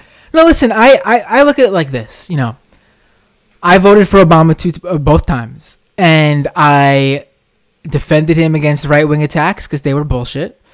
But I also was probably one of his biggest critics, as someone on the left. Those same things you didn't like about him, minus the Benghazi and Fast and Furious. I too did not like that he signed the NDAA. I too did not like that he was drone striking anybody. Let's not even talk about Anwar al-Awlaki's son, who was an American citizen. That 16-year-old boy aside, I didn't like that we were drone striking anyone there, because drone strikes were, easily just, the casualties you get from that, from innocent bystanders, is just, it's not worth it. Right. I don't think we should be there at all. We shouldn't be killing anybody there, to be honest. But my criticism of Obama was always from the left, always on the left. I would defend him from right-wing attacks, and when it came time to vote, I didn't want the right-winger to win. I didn't want the Republican to win, so I would vote for Obama. And I think, in perspective, Obama will easily be remembered. History will remember Obama as probably one of the top, 5, maybe top 10 to be safe. JFK or Abraham Lincoln or something. Right. He'll be up there. And you can say that. And I can say that with someone who says that I don't want my ideal next president would be someone who isn't Obama, would be much more to, obviously he can't run, but I'm saying, in the, just that the real realities aside, everyone says like, oh, I wish Obama was president again. No, I don't. Because we're far gone from that now. We have left that era behind. And I'm saying this again as someone who thinks Obama will be remembered as one of the greatest presidents of all time. Obama's way of doing Obama's really the neoliberal way is dead. Any sort of anyone in 2018, 2019, 2020 and beyond pushing for centrist politics is dead wrong. We are and even beyond that, civility and decorum in politics, that's all dead and gone. Democrats, if they want to win, they have to be assholes. And you can be an asshole to these assholes like Trump, to these assholes like the Republicans, while also telling the people of America that you're on their side. You don't have to be. The Republicans are also they pass while they're assholes to Democrats. They're also assholes to everyday Americans with the policy they support and the policy they pass. Democrats need to be assholes to Republicans while also caring about the American people. And I think, a Democrat who sees that they have to really play dirty and throw this whole bipartisanship bullshit to the, aside, it's gone, and actually fights for things that help the majority of people in this country, they're the ones who are going to find that that's a winning strategy. I agree with you. I'm going to let you go. I don't want to take up all your time, but if anybody who's listening to your show, if you guys could check out Old Dirty Ninja on YouTube, that's my YouTube channel. If you guys want to check it out. Cool. I'm gonna check it out myself. I'm gonna put it on my list of bookmarks here. All right, you're gonna see an anti-Freemason logo, but it's not because I don't like Freemasons, because I think they're Satanist Illuminati worshippers. That's not why. I just don't really like secret societies. It has nothing to do with like sacrificing children or anything like that. I just don't care for secret societies. Right. All right, thanks for the call. All righty, thank you. Have a good day. Bye. You too. Bye. Getting good calls. Always fascinating to hear from someone who used to be a right winger, or at least leaned right, and find out what made them jump. Right. Well, let me check in here and see what's going on. So what are some of the results we're seeing come in? Steve King won, didn't he? Damn. That's really so far the by the way the popular vote for the Senate, while Republicans are winning one more seats, the overall nationwide the popular vote right now is Democrats have 36.5 million votes and Republicans have 29 million votes. Just to give you an idea of how screwed and fucked things are here. That the Democrats once again win the popular vote. But because of how things are, in this case, how the Senate, how the Senate works to begin with, they're going to lose the Senate. I mean, not gain the Senate. The Senate's got to go, man. And Taylor just sent me a message saying that Tester about to lose. Wow. We weren't supposed to win the Senate, but I didn't think we were going to. Senate's gone. It's just gone.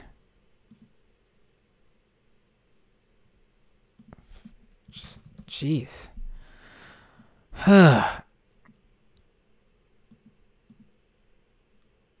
Is there anything they could gain in the... Anything they could gain in the Senate? At least put it back to where it was? No, right? Wow. Jeez. And if Tester loses... Wow.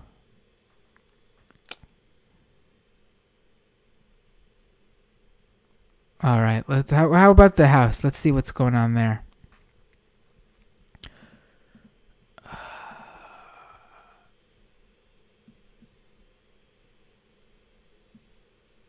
So far, Democrats gained 24 seats. Taylor, you want to call back in? Yeah, feel free, man. Feel free. Because you've been paying attention since you jumped off. I'm trying to catch up here, and you already got the scoop.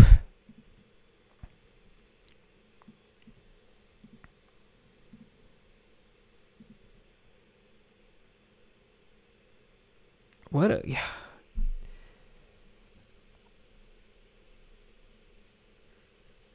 Did Scott Walker lose? What are we doing? How are we doing in the governor race, the gubernatorial races? It's close, right? Yeah. So Taylor, you're back on. How you doing? Good. Thanks for taking my call. I know. I know you've been. Since you jumped off, you seem to have caught up with all the races. So please, feel free to bring me the latest. Well, so just from what I've been checking, it looks like Tester had an early lead, but it's slipping away. I think he's currently 3,000 votes down out of probably 500,000 votes, which, again, is a testament to how crazy the Senate is, that a state like Montana with maybe, I think, 700,000 people has 2 senators. But that's beside the point. Anyway. Right. Yeah, but just a little bit of fun tonight if we want to dunk on somebody. Yeah, the person I mentioned, Robert Barnes. He's this pro-Trump Twitter personality. He's got quite a following. It's like Barnes Law is his Twitter handle. He publicly said, and there's a picture with him in London at a bookie there, and there's tons of bookies in London if you've ever been there. He put $130,000 or 100,000 pounds on the Republicans controlling the House. So I've been sniping at him a little bit, saying, "Hey, how's that bet working out for you?" Yeah, because the guy just lost $130,000. Right. And his Twitter like little bio is that the most successful political gambler or something like that. So I don't know if he's going to change that, but I've been kind of slowly dunking on him. But a point that you made earlier about maybe the next Democratic nominee, and I had some agreement with you on Obama and some disagreements. But beyond that, I really think that part of Trump's appeal and what we need in another candidate, be it a neoliberal or a more leftist candidate, and this is kind of why I think Bernie had so much support, is that, and why Trump even had so much support, is that they offered a vision of America, right? So I think Bernie was trying to say that, hey, we can fix the system. There are these built-in inequalities and inequality feedback mechanisms that are there that we need to fix.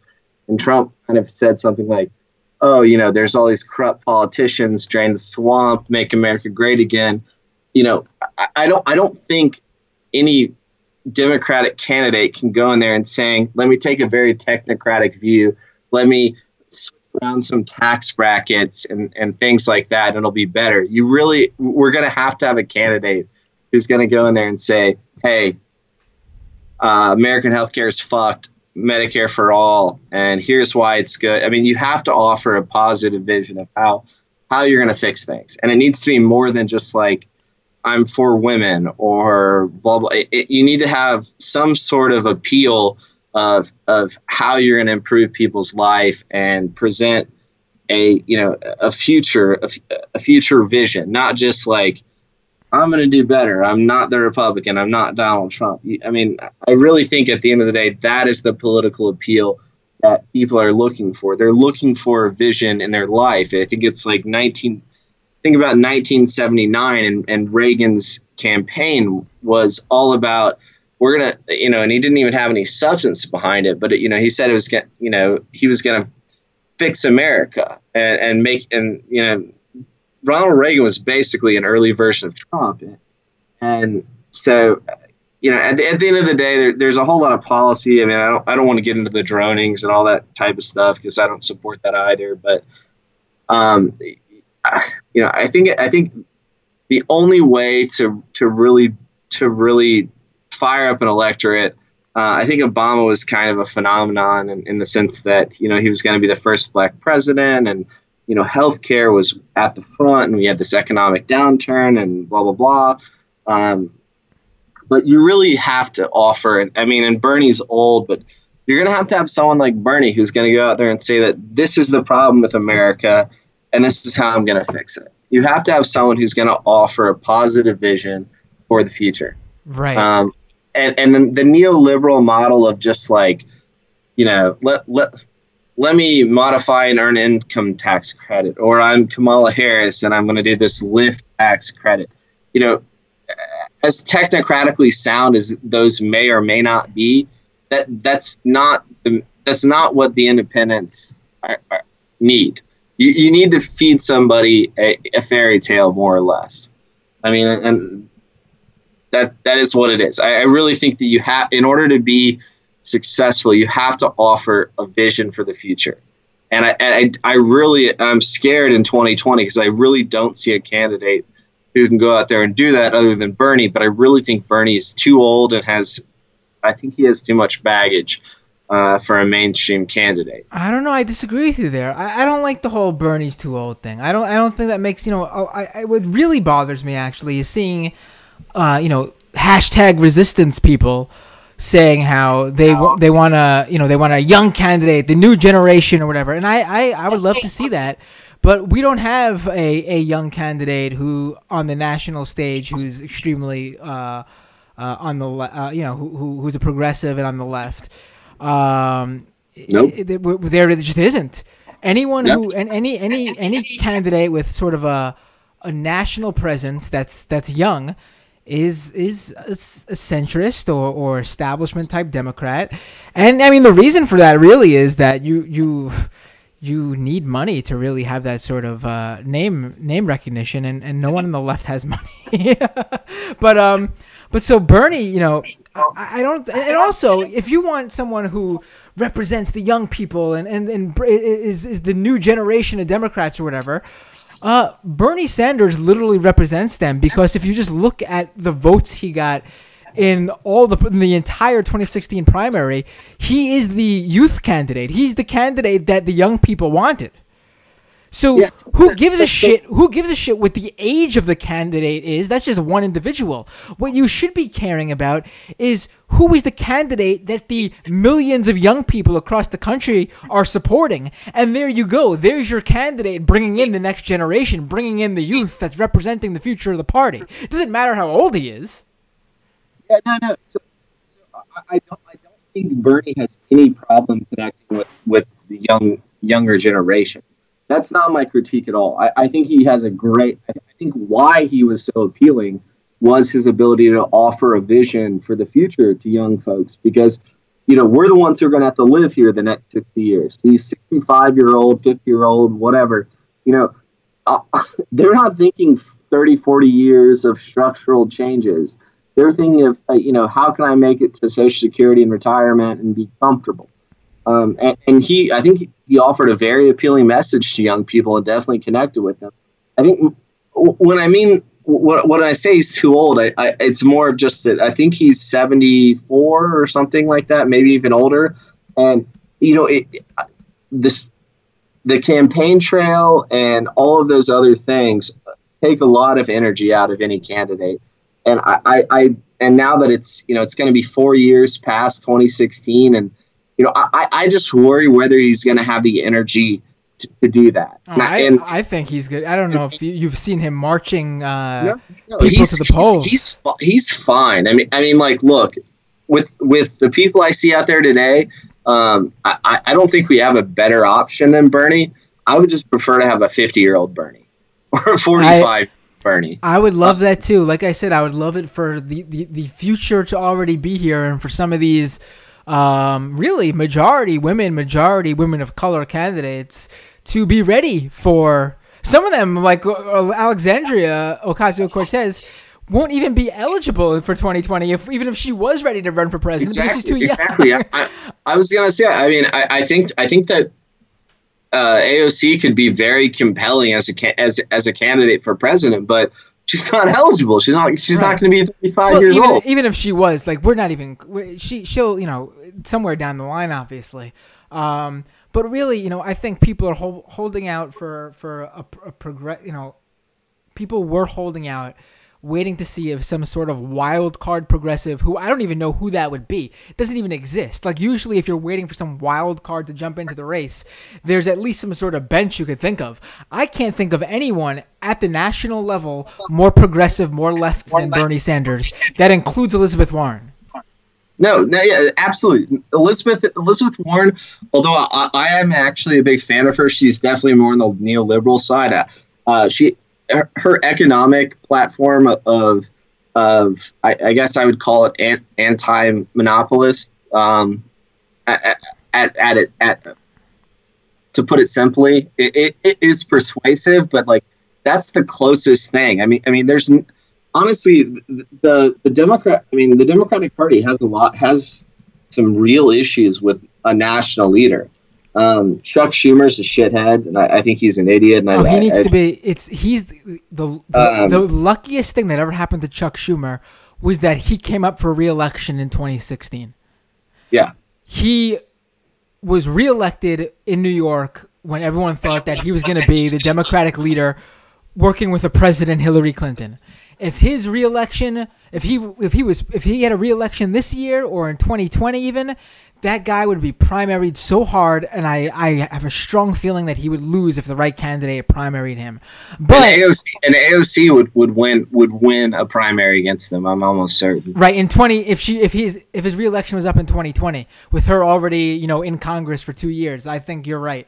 We even have someone like a Grace Ming here in this my Queens district who would she's not a super like leftist, but she's fairly progressive. She's had some bad votes, but she's mostly progressive. I'm sure she could take him on too. But this guy's re-election is going to come up in 2022. Who knows what we're going to be looking at then? If Trump is already out of office in 2020, if he loses in 2020, I can see Chuck Schumer somehow skating by, sneaking by. With a re-election win in 2022, with just people become comfortable now that Trump's not in office anymore. Who knows? But that's looking way too far ahead. But that's also just shows you how much I dislike Chuck Schumer. Yeah. Well, so the only bright spot I see is that in Pennsylvania, especially in some of the Amish counties, I've heard there's a lot of grassroots efforts among I don't know if they are Amish or they're past Amish affiliated folks that are I think they're religious, but they're very more of the non-prosperity gospel and more towards the social welfare gospel side of the coin. And there might be some candidates there that I think one of them was elected to Congress today. Maybe there's something there that in 2020 might pay off. I mean, I really think our best shot, and this is sad, is Kirsten Gillibrand or Kamala Harris or even Cory Booker, none of whom I think are exceptional candidates. Cory Booker is incredibly weak. He would lose to Trump. So, out of those names you just mentioned, yeah, I know. It's more of just like from a pragmatic point of view. I mean, those are the only ones who I think might win a primary, and maybe if they're able to understand the currents and evolve to them, may have a shot. I think Kirsten Gillibrand is moving towards that way, and I'm not so sure about Kamala Harris. Kamala Harris has a lot of baggage, but if those people can start to understand the undercurrents of the youth these days, and they can start to actually eloquently speak to the concerns of your 20 to 30-year-old today, they may have a shot, and they may be able to make a convincing candidacy. They all have a lot of baggage, though. But honestly, I'm thinking those are going to be our candidates, and who knows? It would have been great for Andrew Gillum or Stacey Abrams to have won tonight. They would have been great, I think, as potential avatars in 2020, but they lost, and it's going to be hard to elect a mayor of Tallahassee to the presidency. Right. Listen, I think, I think you're right about that, but I also think in terms of 2020, I think not only do I want Bernie Sanders to run and to win, but I also think he is the most he would have the best shot against Trump out of all these names that are being thrown out there. I think he's got a legitimacy about him, even to people who, may not agree with everything policy-wise with him. I think would be an acceptable. Real populism would be the perfect strategic move to defeat fake populism, and that's why Bernie, I think, would have the upper hand against Trump. Thanks for calling back in again, Taylor. I agree. I agree. If I had a genie in a bottle, it'd be, hey, can Bernie Sanders be 10 years younger? Right. But he's not. So you take the hand you're dealt. I agree. I mean, I think he's the best shot, and I honestly think on a debate stage, I think he could really dress Trump down on how big of a fucking phony he is and things like that. And he'll certainly he's proven that he can fire up the younger base, which is what's needed. Right. But, I think he would just know how to, beyond that even, he would just... Do I agree with everything he says? Obviously, no. I wish he would. He's a little bit on the whole like civility and decorum side sometimes in terms of like, he said he wouldn't be up for like the people who are interrupting the Republicans while they're having dinner or whatever. That's bullshit. That's stupid. But he should have a problem with that. I support that 100%. But in a debate with Trump, the Democrats would try to sort of play, as we see with Elizabeth Warren, they'd try to play Trump's game. And people... Yeah, the DNA test was the ultimate, I think, vetting for Elizabeth Warren not being a candidate against Trump. Right. And she played that, oh my God. And she also tries to go back and forth with him on Twitter, with like the ridiculous, like, the sort of attacks or whatever. And listen, that's fine in general, but if that's all you've got, then that's the Trump strategy, and that's a losing strategy against the master of it, Trump himself. And Bernie would, in a perfect scenario, my perfect candidate would go, hey, asshole, people want Medicare for all, and explain what Medicare for all would do for the people of America. Like, I'm all for throwing the civility out of the window, acting like Trump in terms of just, the whole who cares if a candidate curses and says that type of shit. Good. Let's get realistic here. Let's stop this whole fake, I like reaching out to the other side. They're my friend in Congress. Even though they're Republican, screw that. But I think you can walk the middle ground there, though, where you can say on national TV that, Mr. Trump, you're lying. What you're saying is a lie. Right. I think you can say that and retain the moral high ground. But if you just call someone an asshole and a liar, I don't think that plays well. But I think you can get dirty. Oh no, that's what I'm saying. Like you can't just play the dirty game. You have to back it up too. Like, listen, Andrew Gillum, while not obviously cursing up a storm like I just did, I thought he approached what he said about DeSantis incredibly well. He said, "I'm not calling." That was a devastating line about. I'm not saying you're a racist, but racists seem to think you're racist. Right, was a fucking 1-2 combo to the dome. Right, that was fantastic. And it was brilliant because, it wasn't. It wasn't nice, obviously. Like, it wasn't like, I'm going to take the high road. It was basically he found a way to say what he wanted to say in a more palatable, TV-friendly way, but it still had that same punch and impact. And in fact, the sort of like snarkiness about it, to me, in my view, sort of made it even more powerful. Yeah, and that's the type of stuff that I'm fine with. I don't want it to get to the Trump levels of calling someone an idiot and a retard and that. Oh, right, of course. I'm not advocating for that at all. No. Yeah. No, I mean, because I don't know. But at the end of the day, like, I think we're down to Bernie. Although I will say one thing. I'll say that Mazie Hirono, I'm probably not saying that correctly, but the senator from Hawaii was really, really, really good during the Kavanaugh proceedings. Right. I know what you're talking about. Right.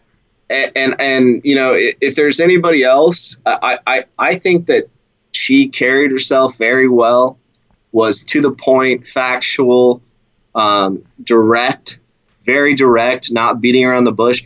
If there's anybody else who I think of the whole core of Democratic senators and representatives, I really thought she had a good showing, and I would hope that she would try to do more. So hopefully maybe her and Bernie can get something working in 2020. Right. But I think honestly, I think progressives and although that's kind of a weird term nowadays, and I don't know how she stands on economic issues. I don't know if she's as left as Bernie. I'm probably not, but I think she's. I think she would be potentially a good candidate to look out for. And we should probably, as a party and as a political group, we should probably try to push her to do more, because I really think she handled herself well. An Asian American woman who can dress Trump down would be fantastic, and that's identity politics and beside the point. But that's honestly who I would look forward to of seeing more from her. In the next Congress. So let's hope for that. And hell, I don't know. I think I don't think Trump's going to make it to 2020 in any type of stable state. I think he'll be pretty damaged. He might even resign. I think after 5 or 6 subpoenas to his financial records and various things, he might just walk out. And the sad part is I'd rather have Trump than Pence, because Pence is going to sit back there and not be an idiot and confirm just as many justices and do just as much damage to the country, just much quieter. So, anyway, all right, man. Thanks a lot for jumping back on. I appreciate it. Dunk on this Robert Barnes guy who's trying to act like he didn't lose $130,000. Right. I'm going to jump on in a little bit and see you. All right, man. Take care. You too. It was nice talking. Thanks, Matt. All right. During that call, Rachel, I saw you trying to call in. If you'd like to jump on the line, I'll take your call, and then we'll talk. A lot of those feeds that I wanted to jump on have sadly ended in terms of. Let's see who's still running a feed here. But Rachel or anybody else, if you'd like to call, I'll take one more call. It's almost 2 a.m. here on the East Coast. A lot of those feeds that I want. Oh, there you go. Hi, Rachel. Oh, hi. Sorry, let me mute the back. Yep, no problem. We're running a feed here. Oops, sorry. Well, I guess probably most of you all are. Can you hear me? Yeah, all good. Okay. I guess in your end, everybody's falling asleep. I'm just waking up. So where are you? Dobry rany z Kyiv.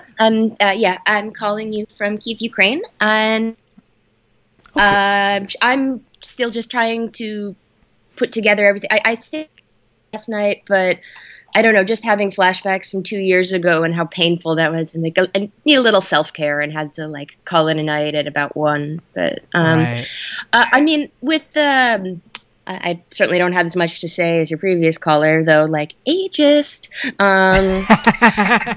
Seriously, but I mean, it's much less in case of midterms compared to main-term elections about the international impacts of what happened last night. And I mean, again, I should be up on all this because I'm member of Democrats abroad, and I could have even gone to some discussion breakfast over it at Radisson, except 1, I wasn't in the mood, and 2, I wasn't really in the mood to argue with the head of it, who's a total Hillary shill, and we have mixed words and so forth. I'm just the resident upstart kid, but